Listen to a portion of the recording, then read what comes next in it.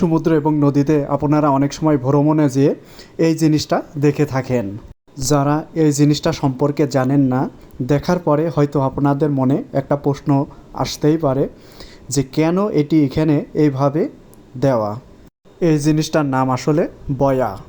সমুদ্র এবং নদীর যে সকল স্থান দিয়ে নৌ চলাচল করে সে সকল স্থানে প্রয়োজন অনুযায়ী এ সকল বয়া ব্যবহার করা হয়ে থাকে।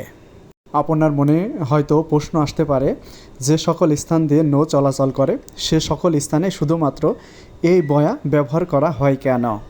এই প্রশ্ন সম্পর্কে জানতে হলে আমাদের প্রথমেই জানতে হবে আসলে বয়া কেন ব্যবহার করা হয় এবং এর আসলে কাজটাই বা কী। বয়া আসলে ব্যবহার করা হয় সমুদ্র এবং নদীপথে জাহাজ চলাচলের নেভিগেশনের জন্য বা দিক নির্দেশনের জন্য।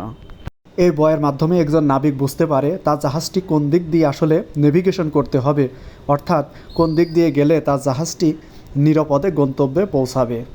বয়া বিভিন্ন প্রকারের হয়ে থাকে।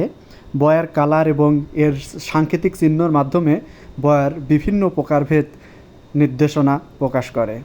তবে সকল প্রকার বয়ার কাজ আসলে এক না, এক একটা বয়ার কাজ এক এক রকম ধরন অনুযায়ী। বয়া যে কালারের হয়ে থাকে রাতের বেলায় ঠিক সেই টাইপের ফ্ল্যাশ দিয়ে থাকে।